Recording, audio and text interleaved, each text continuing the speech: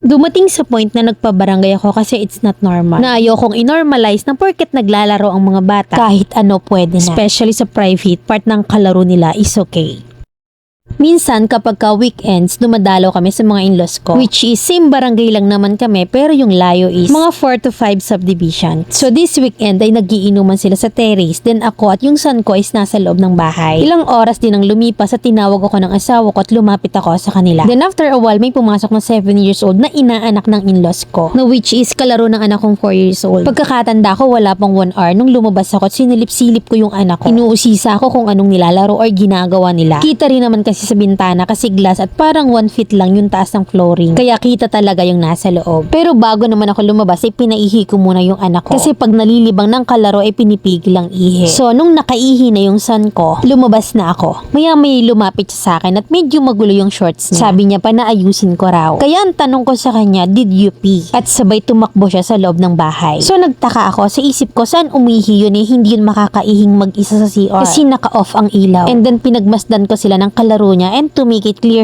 parehas silang lalaki. And then pinagmasdan ko ulit sila kung anong ginagawa nila. Nakita ko sa bintana na yung kalaro niya humiga sa sofa. Na kinakalikot yung pototoy niya kaya naisipan kong i-check na sila. Naisip ko agad na baka nga naglalaro sila ng mga ganon. Pasok ko ni-ready ko na agad yung video ko. And then nag-asa ko kung anong laro ang ginagawa nila. Nagulat ako sa sinabi ng anak ko na ang sabi niya, injection bot. Sobrang gulat ako and then I asked him na kung paano yung laro nila. Pakita niya sa akin pero mangiyak-ngiyak na talaga ako noon. And then nung aktong tumuwad yung anak ko at binababa yung short niya at tinanong ko kung paanong injection, he said na yung buntot daw ng dino niya. Pagkasabi niyang yun, kinuha ko na siya at dinala ko siya sa taas. And then tinawag ko na yung daddy niya at nag-hysterical na ako sa loob ng room ng in-laws ko. Kasi sobrang naawa ko sa anak ko na tuwang-tuwa siya sa laro nila. Pero hindi niya alam na namulesya na siya ng sarili niyang kalaro. After nun ay inaya ko yung asawa ko na umuwi. Pagka-uwi namin, nagsabi ako sa parents ko na nangyari while crying. And then umalis na ako at pumunta sa police station seeking for help na kung saan ba ako dapat lumapit. And then nagpunta ako sa barangay sa BCPC, Barangay Council for the Protection of Children. Doon ako talaga agad dumiretso at hindi sa VAUSI. Ramdam ko yung galit ng in-law ko na babae. Bakit daw pinaabot ko pa sa ganun? Pwede naman daw kaming mag-usap doon mismo sa bahay ng in-laws ko. Tinotrauma ko daw yung mga bata. At ako na parang gusto ko nang magwala sa sama ng loob. Bakit parang ako pa yung mali? Hindi ba dapat na ako yung kampihan nila dahil apo nila ang biktima? At hindi naman ako sure nga para idamay ang mga bata sa barangay kasi alam kong trauma talaga yon. Kahit nasaan ako pa kasi unusual sa kanila yon. Nagpabarangay ako kako para makausap ang barangay at mapayuhan sila ng dapat. Tapos ito pa yung i-chat sa akin ng nanay. Na kesyo nakausap na daw niya yung biyanan ko etc. So sabi ko, nanay ka rin, alam kong maiintindihan mo ako. Na kesyo raw hindi daw nila natututukan kasi yung anak niya naiiwan lang sa tatay. Tama bang dahilan yon? Sabi ko, hindi ko ginajudge yung anak mo pero paano kung hindi lang sa anak ko ginawa yan ng anak mo? And then sabi ko, you need psychological advice kasi hindi gawain ng bata yan. At inamin niya sa harap ng lupon mismo na maaari nga daw na napapanood ng bata. Doon mismo sa phone ng ama ng bata, no, which is gay yung ama. At sinabi ko talaga na once na namaga at nagkasugat yung tinusok ng anak mo, sasagutin nyo yung medical expenses namin. Buti na lang nung sinundo sila sa barangay, sumunod din sila kaagad. Kasi kung hindi, bibigyan ako ng lupon ng certificate to file action at desidido talaga akong kasuhan sila. Kasi negligence nila yon as a parent at hindi dahilan ng paghahanap buhay para mapabayaan mo ang anak mo. At kung mapapabayaan mo man, hindi sana sa ganung sexual. And one of the reason kung bakit umabot ako sa point na nagpabarangay ako kasi it's not normal and ayokong i-normalize ng iba na porket naglalaro ang mga bata na kahit na anong gawin nila sa katawan nila, especially sa private part ng kalaro nila is okay. And tulong na rin yun sa kabilang side para alam nila kung ano bang dapat nilang gawin sa anak nila. Na which is nalaman ko na normal lang pala sa kanilang magpipinsan yung magtusukan ng puwet. And may time na yung lapis pa yung pinapasok sa puwet niya. Nakakasad kasi 7 years old lang yung bata. Na medyo napagsalitaan ko pa nga yung asawa ko that time. Nasabi ko, kung ayaw mo akong suportahan at wala kang pake, umuwi ka na, kaya kong mag-isa. Kung hindi ko to gagawin para sa anak ko, sinong gagawa nito para sa kanya? Kasi hindi pa naman kayang lumaban ng anak ko, kaya ako yung lalaban para sa kanya. Kaya kung ayaw mo, iwan mo ako dito, kahit abutin ako ng umaga dito, maghihintay ako. Medyo natagalan din kasi sa pagsundo dun sa nanay ng bata. Gusto ko lang din sanang i-add na always be mindful sa lahat, lalo na sa mga bata. Kasi kagaya niya na hindi pala natin alam na kahit sa kalaro nila ay mararanasan nila yung hindi dapat. Especially sa mga batang babae. Hindi deserve ng mga anak natin yung cruelty ng mundo. Hindi na rin kasi safe yung panahon ngayon ngayon, marami ng issue na ganito. Na sana tayo bilang parents, maging aware tayo sa possible na mangyari. Kasi pag nangyari na, wala nang way para maibalik pa natin yung oras. Sa ngayon okay naman na yung son ko at 1 month na rin namin siyang hindi dinadala sa bahay ng in-laws ko. At pinatago ko na rin lahat yung dinosaurs niya sa bahay ng in-laws ko. Same din dito sa bahay namin para hindi na niya maalala yung mga ganong bagay. Sana Mami Lynn mabasa niyo for awareness. Maraming salamat at pasensya na at napahaba. Letter sender, Mina ng Bulacan.